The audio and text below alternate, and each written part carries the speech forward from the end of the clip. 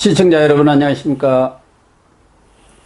2월 23일 시사정담 시작하겠습니다. 시청자 여러분, 이재명 민주당 대표에 대한 27일 국회 체포동의안 표결을 앞두고 대통령을 깡패에 비유하는 등 막말 공세를 펴며 거친 신경전을 여야가 펼치고 있습니다.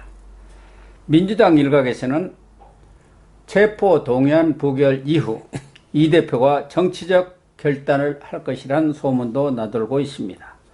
윤영걸 전 매경닷컴 대표님과 자세히 짚어보도록 하겠습니다.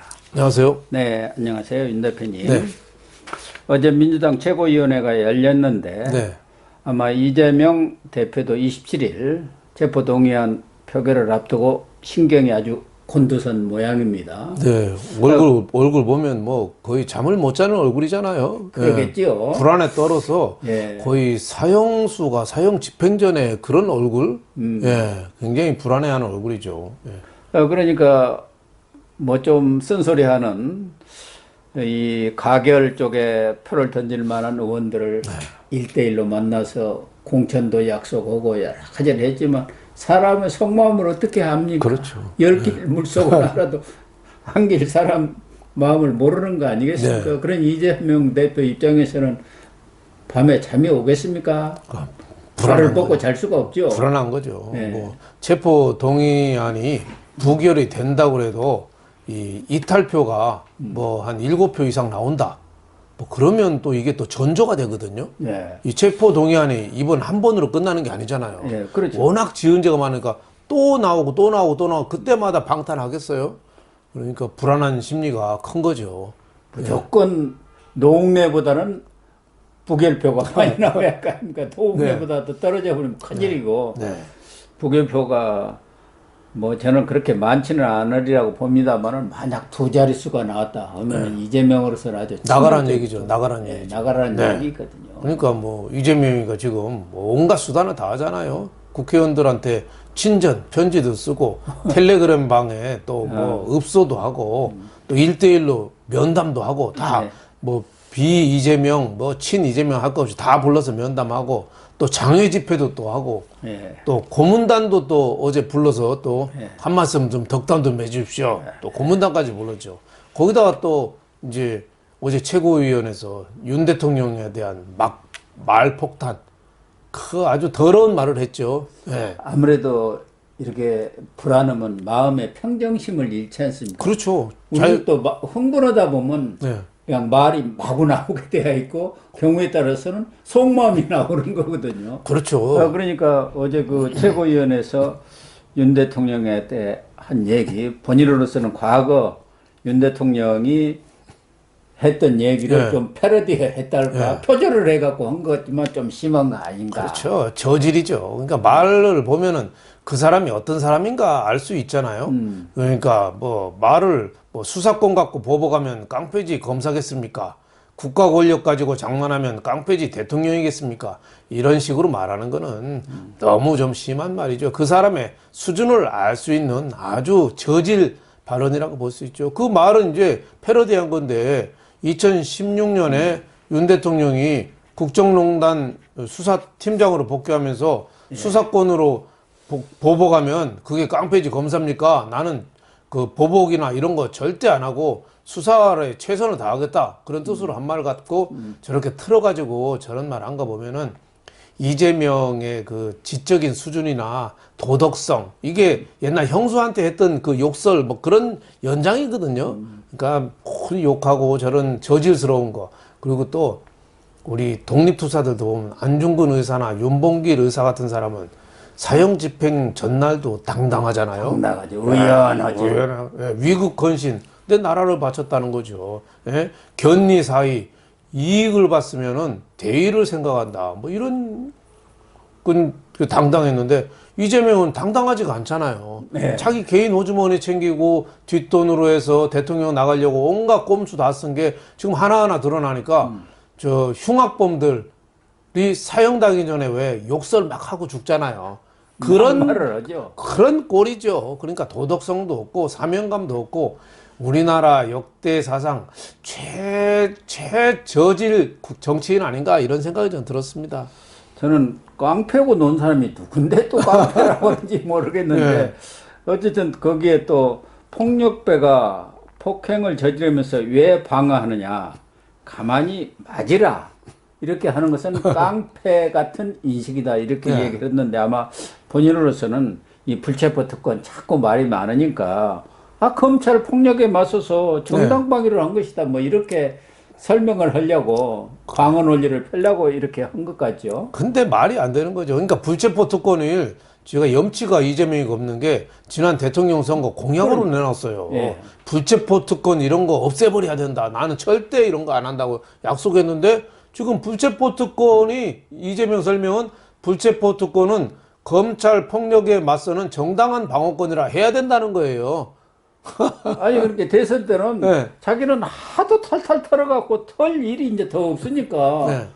뭐 불체포 특권 그런 게 뭐가 필요하냐 그랬는데 지금 털어 보니까 그냥 그동안 턴 것은 먼지 정도고 이제 그냥 본격적으로 나오고 있지 않습니까? 그러니까 이재명 보물들이. 그렇죠. 이재명이가 사람 정치인들은 한번 쓰러질 때 어떻게 쓰러지냐가 굉장히 중요하거든요. 예. 이럴 때 당당하게 불체포 특권 나 안 받아 영장 실질 심사 받아서 뭐 구속될 수도 있고 안 될 수도 있지만 설사 구속이 된다고 그래도 나는 당당하게 하겠다.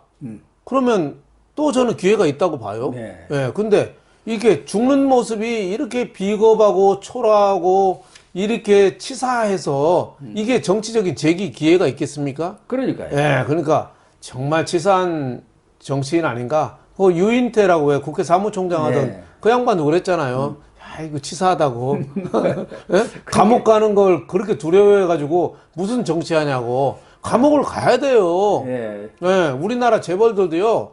감옥 갔다 오면 그 기업 잘 됐습니다. SK 최태원 회장 2번 갔다 왔어요. 회사 잘 됐어요. 저 하나 하나도 몇 번 갔다 오고 현대자동차 정몽구도 갔다 오고 이세승계가 쫙 됐어요. 최태원 회장도 2번 갔다 오고 지분 문제가 싹 정리가 됐어요. 예. 저희 현 삼성그룹은 감옥을 안 갔거든요. 음. 예. 이건희 회장이. 예, 안 갔죠. 그러다 보니까 이게 지배 구조가 엉망이 된 거예요. 그러니까 지금까지도 재판 받는 거예요. 그러니까 이런 재벌 총수하고 이재명하고 비교하기는 조금 무리가 있죠. 이재명은 정말 사악한 정치인이고 재벌 총수는 뭐 여러 가지 긍정적인 분들 국가 발전에 많아서 비교하기는 좀 어렵지만은 감옥을 두려워하면 정치 못 합니다. 예. 감옥을 나 간다. 그리고 죄는 받겠다.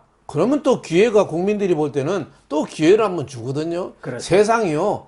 어떻게 변할지 모릅니다. 윗물이 아랫물 되고 아랫물이 윗물 되고 순식간에 바뀌는 거예요. 근데 이재명은 저렇게 치사한 죽음, 예?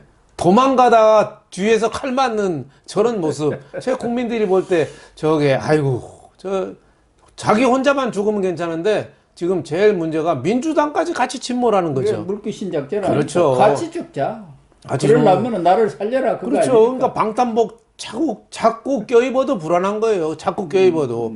그러니까 제대로 된 정치인이라면은 체포 동의안 나 그거 안 받아 하고 네. 또 당 대표를 사퇴해야죠. 지금 당 대표를 지고 있으니까 민주당 같이 지지율이 폭락하잖아요. 그렇죠. 네. 정말 저는 유사일에 가장 치사한 정치인이 이재명이다. 저는 이렇게 생각합니다.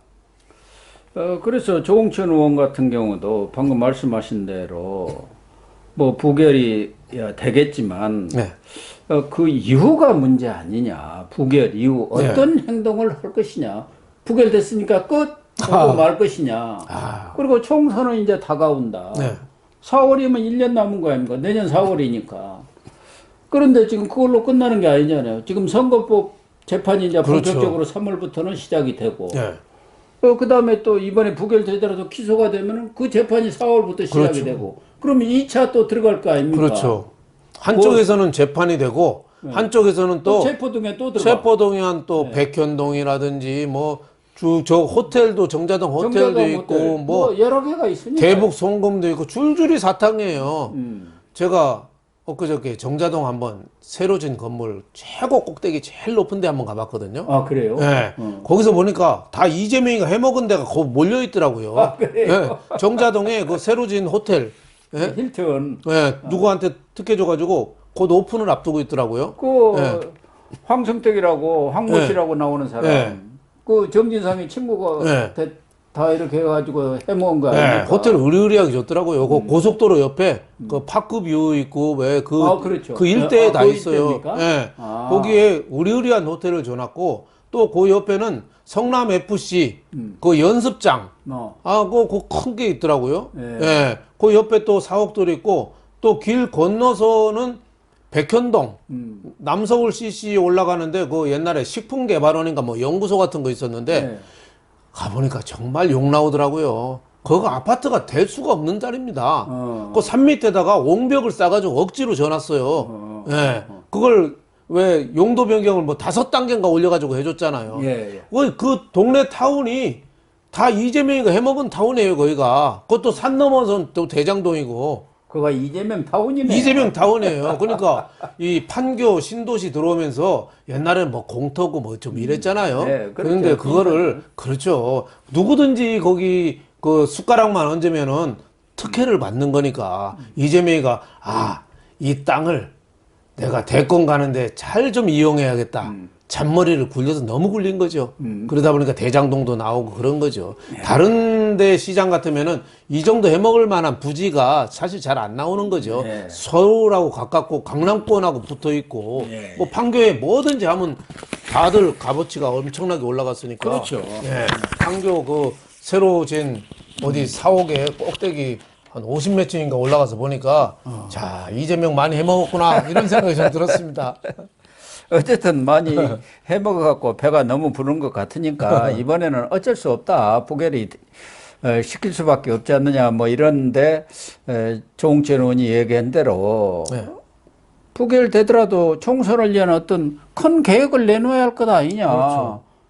계속 개미 지옥에 빠져가지고 이렇게 허우적될 수는 없는 거 아니냐. 그렇죠. 그런 인식들이 그냥 민주당 네. 뭐 친명 일부를 제외하고 특히 중립에 있는 한 100여 명의 의원들은 속이 복잡하다는 거예요. 그렇죠. 그래서 당 대표직은 내놔야지 않겠느냐. 뭐 당연히. 빠지는 차고 있을 수 있지만 당 대표직은 내놔야 당연히 당이 사는 거 아니냐. 그렇죠. 그런 얘기인 거예요. 그래야지 나중에 뭐 기사 회생하더라도 훨씬 모양이 좋죠. 네. 근데 이재명은 그런 용감하거나 배포가 있는 그런 정치인은 아니고 좀 소심하고 비겁하고 겁이 많고 또 자기 지은 죄를 변호사니까 자기가 너무 잘 아는 거예요. 네. 자기가 몇 년 전까지 지금 다 알고 있어요. 다 알고 계산해 있죠. 보니까 이게 답이 안 나오니까 네. 저렇게 답이 안 버티는 건데 나오죠. 지금 뭐 한쪽에서는 재판하고 한쪽에서는 체포동의안 계속 국회 통해서 부결하면서 내년 총선까지 그 투 트랙 한 재판 증언 나오고 공판 기록 나오고 막 하면서 한쪽에서는 또 체포 동의안 계속 국회 다수결로 횡포로 부결하고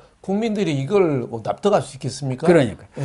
뭐 이재명 측에서는 그 체포동의안에 도주 우려도 없고 증거 인멸하려야 뭐 탈탈 털어가지고 뭐 본인은 275회 압수수색을 한 전무후무한 압수수색을 했다. 그러니 뭘 털 거 있느냐. 지금 이러고 있는데 국민의힘에서는 그 도주 전문가 아니냐. 이렇게 얘기하고 있지 않습니까? 그렇죠. 변호사니까 아주 그 수를 잘 알아갖고 잘 도망간다. 네. 박근혜 전 대통령 현직 대통령도 도망간다고 체포하라고 그랬지 않습니까? 그렇죠. 이재명이가 즉시 체포하라고 도망간다고 그러는데 그 이재명 자기가 도망가는 전문가잖아요. 예. 예. 그러니까요. 2번이나 도망을 갔더라고요. 예. 그 4번 정과 사범 아닙니까? 예. 그 2번은 도망을 갔다고만요. 그렇죠. 예. 예. 한 번은 뭐 2002년 그 분당 파크뷰 특혜 분양 의혹 예. 폭로 당시 그때 굉장히 시끄러웠잖아요. 예, 온 그랬죠. 나라가 들썩거렸는데 그때 왜 검사 사칭에서 현직 성남시장을 취재한 KBS PD와 공모했잖아요. 그 최철호 PD라고 예. 나와서 본인이 다 예. 아니, 나한테 그렇게 가르쳐 줘놓고 지금은 아니라고 그러는데 예. 막 그랬잖아요. 예, 그때 강원도로 도망갔다는 거 아니에요? 치악산으로 네, 내렸다고 그때 그러네. 가다가 그 경찰이 불신 검문에 걸렸대요. 그러니까 동생 인적 사항을 불러줬다는 거예요. 미리 생각하고 생각하고. 갔다는 변호사니까. 그렇죠. 참. 그래서 잔머리 굴리는 네, 데는. 경찰이 그냥 뭐 고개 끄덕거리고 그냥 넘어가서 가자마자 휴대폰 빼고 배터리 분리하고 잠적해 있다가 나중에 이제 그 수사를 서울로 그 자수해서 그때 벌금 150만 원 유죄 확정받았죠, 대법원에서. 네. 이게 그냥 언론에서 나온 게 아니라 이재명이가 자기 책에서 쓴 겁니다. 그러니까요. 네, 자기 자서전이라는 거예요. 그렇죠. 뭐 벌써 그 나이에 무슨 자서전을 썼는지 뭐 모르겠습니다. 대통령 가려고 보니까 그때 책에 뭐 쓴 거죠. 그때 책 이름이 이재명은 합니다. 그 박영선이가 뭐 박영선 합니다 뭐 그런 거 했던 거 아니에요? 네. 그 네. 사실 재보선 서울시장 때 그렇죠. 그걸 이재명은 또 합니다. 우려먹은 것 같네요. 네. 그러니까 그 제목을 바꿔야죠. 이재명은 도망갑니다. 네. 두 번째는 또 2004년에 성남 시립의료원 그 서명운동 했었거든요. 설립 조례 네, 설립 조례 발의를 해서 그때도 그 조례안이 부결되자 그 점거 농성을 했어요. 시의회로 이재명이. 점거 농성했다고만. 그때 또 폭력도 나오고 또 네. 집기 파손하고 또 이재명 낀데가 이렇게 폭력이 많아요. 그러니까요. 조폭들도 좀 왔다 갔다 했는가 봐요. 동원했겠죠. 그렇죠. 조폭하고 아주 가까우니까. 그러니까 그때도 특수 공무집행 방해죄로 고발당했어요. 예. 그래서 이 또 잔머리의 대가가 이 옆에 교회로 도망갔다네. 교회로. 예. 교회 가면 아무래도 경찰이 예. 교회나 성당이나 그 절간 같은 데는 조심스럽잖아요. 네. 그래서 한참 도망가 있다가 나중에 뭐 처벌을 자수했는지 모르겠습니다만은 그때도 네. 그 안동지청에서 검사 보러 올 때 그 지청장하고 이제 안면이 있지 않습니까? 네. 검사보 했으니까 네. 그 지청장이 변호사 하는데 찾아가가지고 나 좀 살려주세요 해갖고 아무래도 지청장까지 했으니까 성남지청장을 알 거 아닙니까? 아마 후배쯤 된 모양 가갖고 아이고 구속시키지 말고 그냥 벌금형으로 합시다 해갖고 500만 원 벌금형을 받았다는 아주 변호사니까 잔머리 굴리는 데는 대가예요. 대가. 도망가는 게 선수죠. 그러니까 이것저것 원래 정치인들 그런 말 있잖아요. 선거 끝나면은 무조건 도망가는 게 최고다. 맞아요. 36개. 예. 그런 얘기 있죠. 그러니까 이재명도 도망가는 전문가인데 내가 왜 도망가냐고 그랬잖아요. 말이 안 되는 얘기죠. 증거인멸 뭐 한다고 하지만 그 대표적인 것이 지금 나왔잖아요. 정성호 의원이 아니 이화영이 아주 김용희 정지상이 찾아간 게 그게 증거 입이 제일 중요한데 그걸 딱 가서 봉쇄한 거 아니에요. 흔들리지 마 하고. 그렇죠. 그러니까 이재명은 지금 아주 주도 면밀하게 증거인멸하고 회유하고 하고 있어요. 그 국회의원 통해서 그 회유하고 말 못하게 지금 입단속하고 있고 지금 뭐 김성태 관련된 이화영 변호사 이거 변호사도 현근택이잖아요. 그 사람이 누구예요? 이재명 측근 그 당직자고 그 당 대변인도 하고 그러니까 가장 측근이잖아요. 그러니까 그 이화영하고 이렇게 채널이 이렇게 되는 거죠. 지금 언론 창구 역할도 하고 그러더라고요. 그러니까 다 이재명하고 간접적으로 다 소통하고 있다고 봐요. 그렇죠. 감옥에서. 다 이재명이 또 거기 일종의 전에 유동규 씨가 이야기한 대로 자기 변호사 하나 붙여줬는데 그 사람이 완전히 이재명 쪽에 첩자라는 거 아닙니까? 그렇죠. 그러니까 현근택이가 이화영이도 뭐 가서 변호를 하지만 사실은 이재명 쪽에 다 쏠려 있는 거 아닙니까? 그렇죠. 자기는 공천받아야 하는데. 그렇죠. 지금 뭐 이화영과 지금 입을 닫고 있잖아요. 그러니까 그런 동태, 그런 회유 뭐 이런 게 꾸준히 서로 소통하고 있다고 봐야죠. 이재명하고. 아니 정성호가 그 사람들이 마음이 흔들린다는 것을 어떻게 알았겠습니까? 변호사들이 와서 뭐 조금 마음이 이상합니다. 그러니까 쫓아갔을 거 아니겠습니까?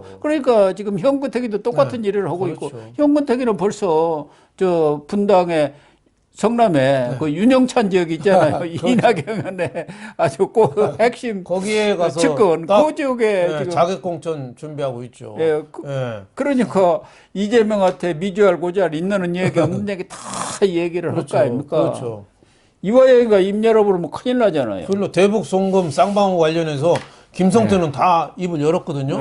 이화영은 김성태가 이화영 뭐 형님 그랬잖아요. 근데 이화영 대지신문하면 그런데요. 누구세요? 아이 회장님. 회장님 누구세요? 예.